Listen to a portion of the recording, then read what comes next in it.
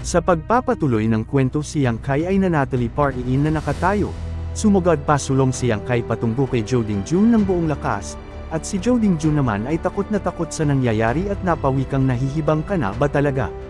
Kung hindi ka susuko ngayon sa laban natin, mamatay ka Yang Kai. Itinaas ni Yang Kai ang kanyang kamao at sa matinding gulat naman ni Zhou Dingjun ay napaabi na nga lang si Zhou Dingjun ng senior brother. Kitang-kita sa mukha niya na ang takot, ngunit sa huling seconds bago dumating si Yang Kai ay nakablow ng solid na neck chop si Zhou Dingjun towards Yang Kai mga lods. At doon na din makikita natin na pumuti na ang mata ng ating bida mula sa surprise hit na atake. Bumagsak na nga lang ang ating bida sa harapan ni Zhou Dingjun sa awkward na posisyon na pagbagsak mga lods. Napahinga na nga lang ng malalim si Zhou Dingjun habang tumutulo ang malamig na pawi sa kanyang mukha at tinignan niya si Yang Kai na may kaunting kaba sa nangyari.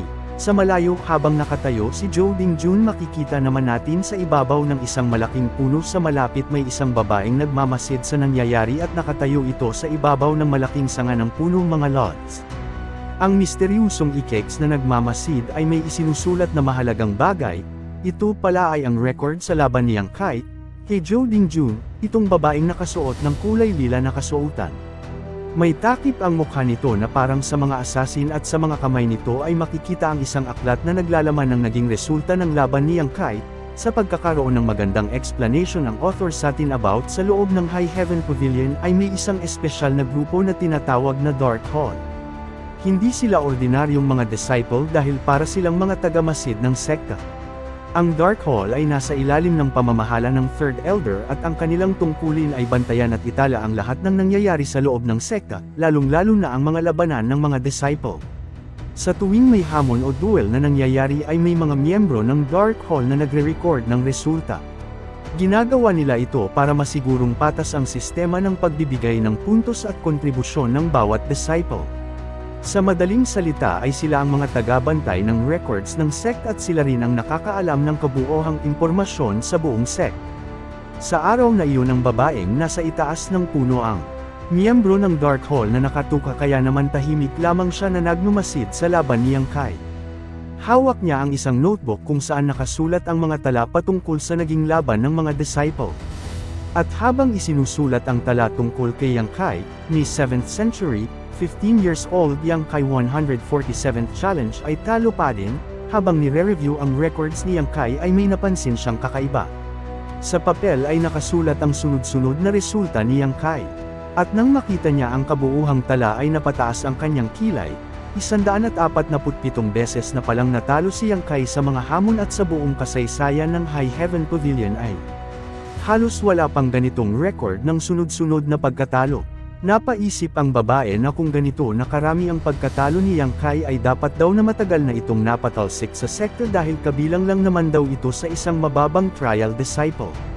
Sandaling tumingin ang babae kung nasaan nakahandusay siyang Kai matapos ang laban, sabay napasabi na mukhang matigas daw ang ulo nito. Kaya naman pinagpipilitin pa rin ito na manatili sa High Heaven Pavilion. Tila may ginagawa ang Purple Girl sa nakahandusay na katawan ni Yang Kai, dinala ito malapit sa isang puno. Gayunpaman sa parehong sandali ay bumangon na si Yang Kai at may kakaibang pakiramdam, siya ay napatingin sa paligid at kahit nangangimig itong tumatayo, habang pagtayo niya ay hindi niya maalala kung kailan siya nawalan ng malay. Napansin niya pa na nasa ilalim na siya ng isang malaking puno. Kaya naman laking pagtataka niya kung paano siya napunta doon. Napakamot si Yang Kai sa ulo at napasabi na kakaiba ang nangyari sa kanya ngayon dahil mayroong nag-abala na hilahin siya papunta sa lilim ng puno. Habang nag-iisip ay napatingin na nga lang sa lupa si Yang Kai at napawikang hindi naman daw ito ang unang beses na natalo siya sa laban, at sa katunayan ay sanay na siyang iwan na lamang sa lupa pagkatapos matalo. Kaya naman laking gulat niya nang magising siya sa ilalim ng puno na parang may nag-alaga sa kanya kahit papaano. Matapos mag-conclusion sa sarili nang tumingin siya sa lupa, may napansin siyang mga bakas ng paghila sa sahig, napatigil siya saglit at napaisip na ibig sabihin ay may tao ngang nagdala sa kanya doon, ngunit hindi lang niya alam kung sino. Habang iniisip niya yun ay napahawak siya sa kanyang sugat, gayong mas sumakit daw ito dahil sa nangyaring pagkaladkad sa kanya papunta sa ilalim ng puno. Kawawang ikeks, yung tumulong ka na nga lang, napasama ka pa, aray mo po. Habang nakatayo naman si Yang Kai ay may nakita siyang mahulog na bagay sa kanyang damit. Ito ay isang maliit na bote na hulog mula sa kanyang damit. Pinulot niya ito at tiningnan ng mabuti. At nang basahin niya ang nakasulat sa bote ay nagulat siya nang malaman na isa pala itong blood clotting cream.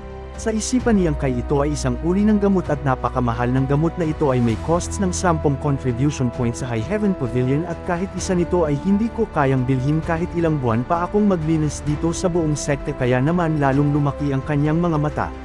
Napansin din niya ang kakaibang amoy ng gamot kung saan napakataas ng kalidad nito at parang kagagawa lamang kaya naman halos mapanganganga siya habang hinihipak ito.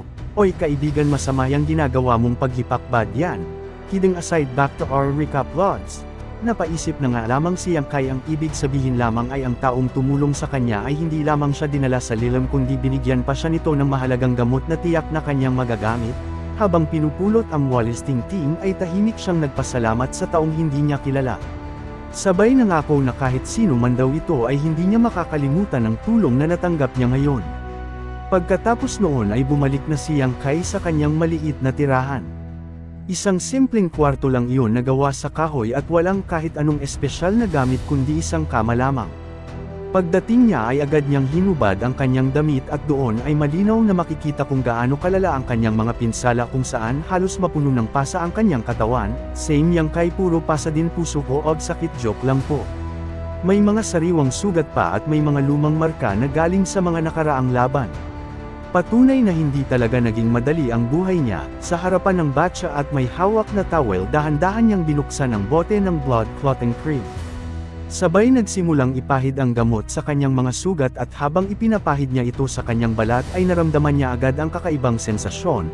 Ang kanyang kamay ay tinataw sa tubig at patuloy ang pagpahid ng clotting cream sa katawan at habang ginagawa ito ay napaisip siya ng ang gamot ay para sa panlabas na paggamit lamang.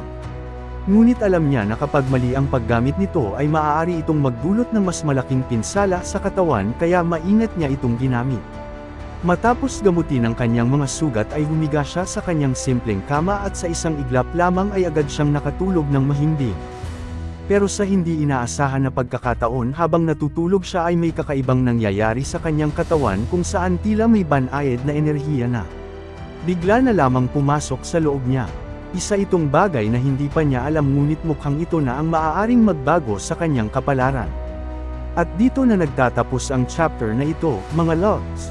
Huwag kalimutang mag-like, mag-comment, at mag-subscribe sa YouTube channel natin, pati na rin mag-follow sa Facebook page. Salamat sa panunood, see you sa next recap. Kung nagustuhan mo ang mga video na ito ka-T-Recap, don't forget to leave a like and subscribe, at i-hit mo na rin ang notification bell para updated ka sa mga bago pa natin mga video. Salamat at maasim na araw!